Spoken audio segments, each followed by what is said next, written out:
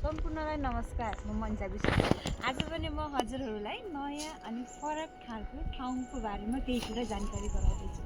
वरिपरि हरियाली अनि चिसो हावाले हामीलाई एकदमै मनमुटुसम्म हँसाउनलाई सफल भएको छ यो हावाले। अनि वरिपरिको हरियालीले भने एकदमै खुसियाली शान्तको महसुस गराइरहेको छ। हल्का चराचुरुङ्गीको आवाजको साथमा आज म हजुरहरूलाई देखाउँदैछु ताप्लेजुङ जिल्लामा रहेको लुन्थुङ गाउँमा। र आज हामी आएको छौँ लुन्थुङ गाउँ। यहाँ चाहिँ धेरै होइन 10-12वटा घर रहेको छन्, जुन चाहिँ एकदमै राम्रो, सुन्दर अनि सफा।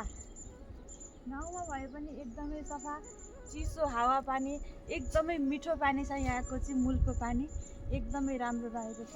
र डाँडाकाँडाको साथमा सेतो हिमालले हाँसेर हामीलाई एकदमै स्वागत गरिरहेको छ। हेरेर मनै आनन्द अनि शान्त भइरहेको छ।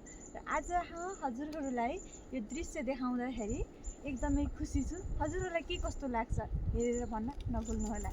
कमेन्टको प्रतीक्षामा रहनेछु। कमेन्ट गर्न नभुल्नुहोला। हाई त।